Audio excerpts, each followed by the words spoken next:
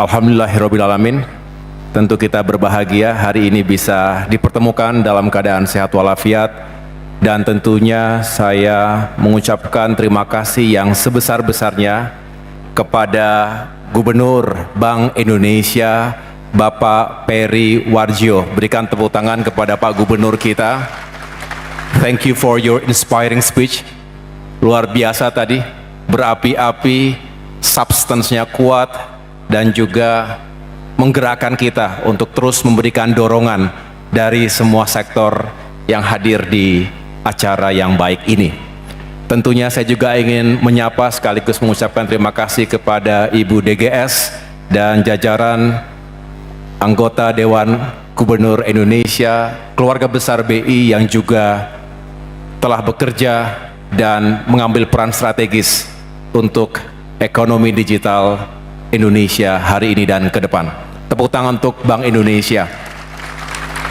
Saya juga ingin menyampaikan apresiasi tentunya kepada Ketua Dewan Komisioner Otoritas Jasa Keuangan, Bapak Mahendra Siregar. Tepuk tangan juga untuk Pak Ketua OJK. Terima kasih Pak Mahendra dan jajaran Dewan Komisioner OJK lainnya.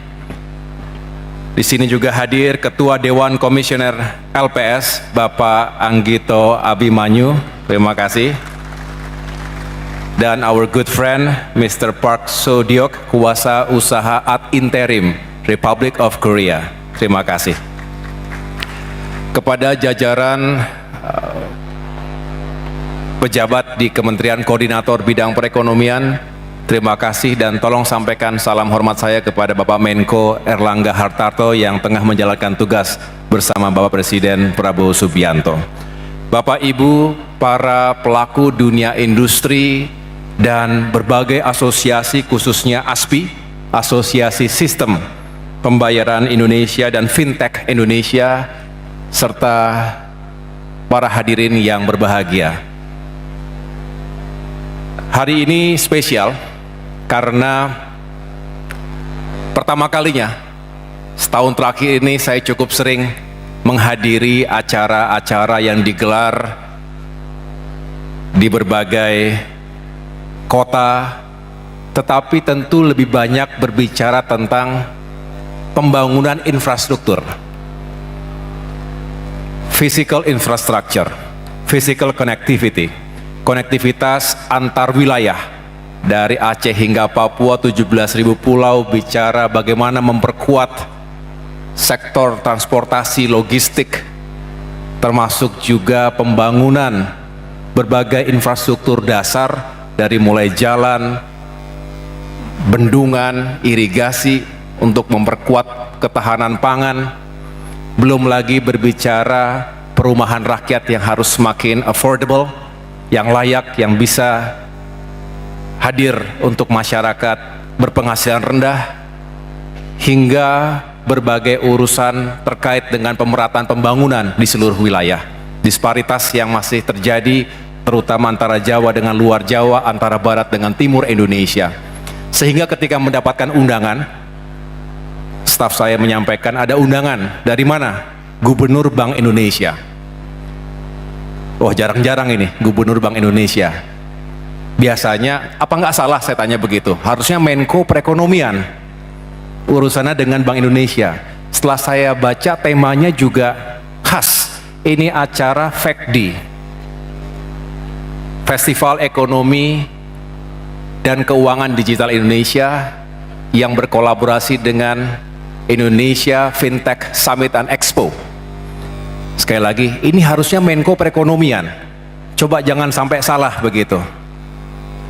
Ternyata setelah kita telaah, justru ini semua ekosistem ekonomi digital dan keuangan digital ini membutuhkan dukungan penuh dari infrastruktur di seluruh wilayah. Setelah saya meyakini diri sendiri, barulah saya menjawab saya akan datang.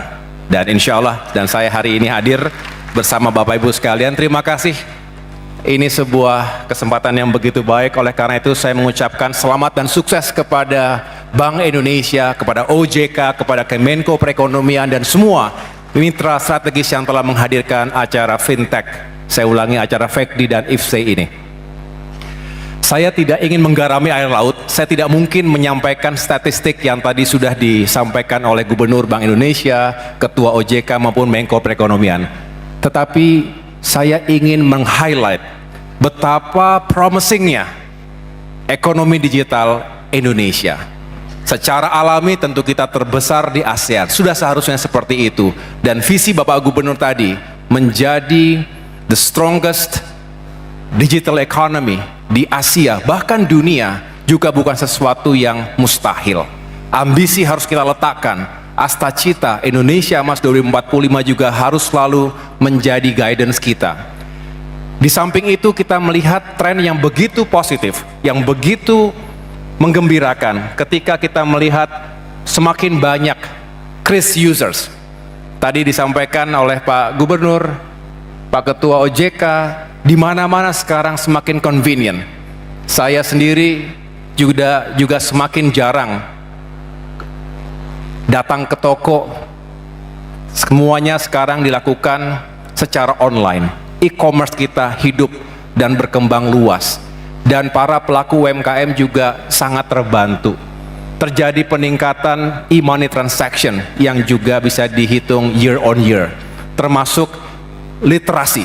Ini penting sekali, semakin banyak kalangan masyarakat kita yang juga semakin memahami benefit dari e-commerce, benefit dari digital finance and economy. Bapak Ibu sekalian, kembali ke basic. Kita harus petakan apa saja yang menjadi opportunity. Tadi Bapak Gubernur sudah menyampaikan bahwa selalu ada trade-off-nya.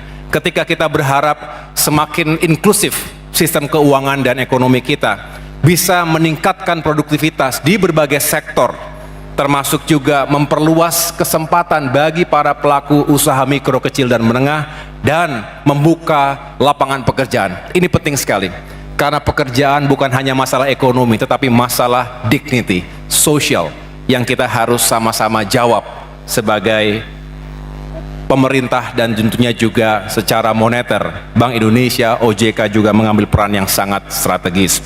Tetapi masih terjadi digital divide.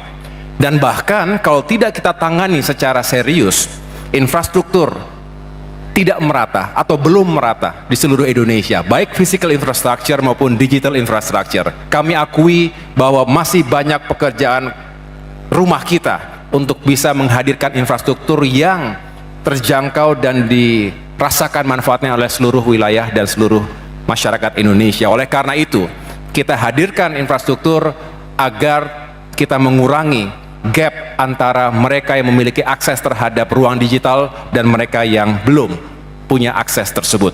Dan last but not least, tentu bicara tentang data security, privacy. Setiap kecepatan, speed and scale pasti ada trade-off-nya, yaitu privacy security. Kita selalu bertanya-tanya, lebih mending mana kita menjaga itu semua dengan kecepatan yang kita nikmati, tetapi kita sulit ketika serba cepat, serba mudah, serba real time, kemudian tiba-tiba menjadi terhambat, terganggu, kita pasti akan berontak, kita akan resist. Oleh karena itu pilihannya hanyalah memperkuat sistem pengamanan. Data security ini penting sekali. Mari kita kemudian fokus bahwa pada akhirnya kita ingin melihat 3 elemen utama dari digital economy ini. Selalu aktornya. Kita harus melihat apa yang menjadi keinginan, tren, dan aktor ini penting untuk kita ajak bicara. Oleh karena itu kita buka ruang interaksi, platform. Kita harus menyiapkan semua ruang interaksi dan juga transaksi yang baik, yang menyenangkan, yang juga aman. Terakhir, tadi beliau berdua menyampaikan trust. Kepercayaan publik ini penting, karena trustlah yang akan membuat sistem ini akan semakin berkelanjutan dan juga semakin baik ke depan. Bapak Ibu sekalian, secara umum kita berbicara infrastruktur untuk meningkatkan ekonomi digital dan keuangan. Oleh karena itu, marilah kita lihat aspek-aspek apa saja. Yang jelas kita membutuhkan reliable digital network. Ini juga harus kita kawal dan tentu tidak murah. Ini harus kita bangun dengan baik.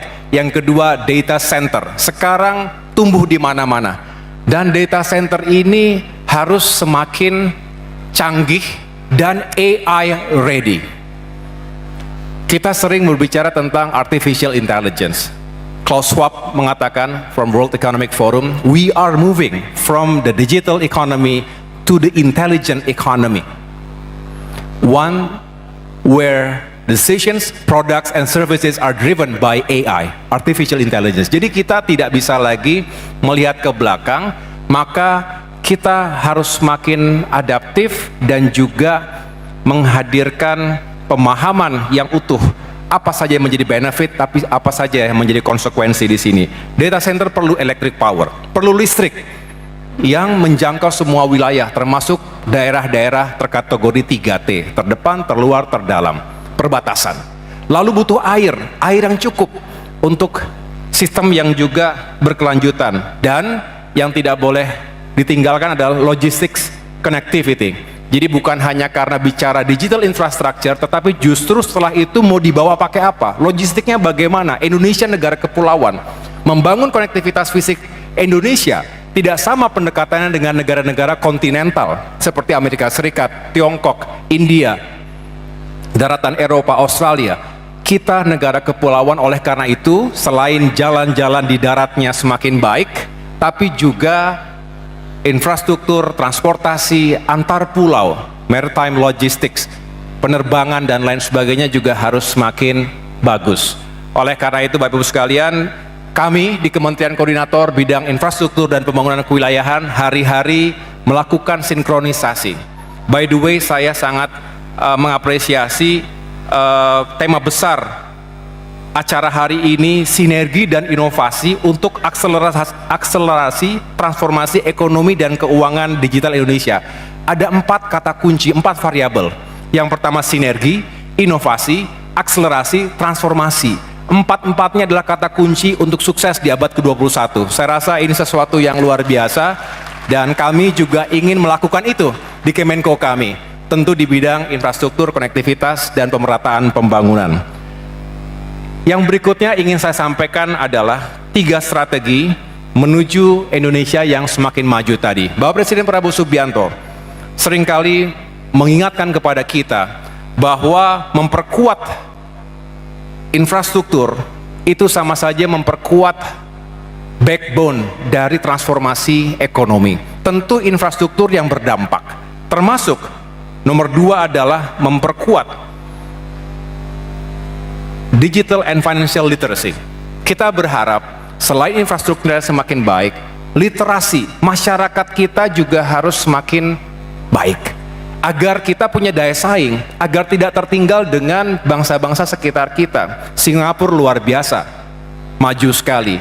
Walaupun tentu tidak apple to apple, kita 280 juta orang. Oleh karena itu penduduk kita 70% berusia produktif, muda, punya literasi yang baik terhadap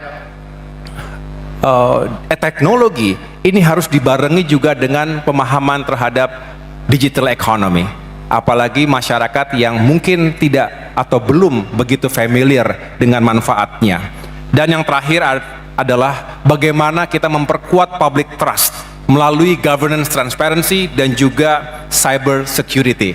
Ini penting sekali, bahkan yang menjadi salah satu ancaman militer maupun near militer saat ini di berbagai defense establishment di dunia adalah cyber security. Bisa dilakukan oleh aktor negara, bisa juga aktor non-negara, bahkan oleh individu yang tidak kita bayangkan, tapi punya kemampuan untuk menembus, merusak, dan juga mengganggu sistem cyber dan juga sistem ekonomi digital termasuk di Indonesia. Kita waspada dan juga harus mempersiapkan langkah-langkah mitigasi yang efektif. Dan terakhir, saya tutup dengan sebuah harapan untuk kita semua. Tentu selain kita meningkatkan value, nilai, tapi juga membuka kesempatan seluas-luasnya, marilah dalam benak kita, hearts and minds kita dalam mengambil kebijakan, dalam menjalankan program-program prioritas selalu berprinsip bahwa tidak boleh ada yang tertinggal. No one and no region is left behind. Demikian yang dapat sampaikan. Terima kasih atas kebersamaannya. Sukses untuk Bank Indonesia, sukses untuk OJK, sukses untuk semuanya. Wassalamualaikum warahmatullahi wabarakatuh.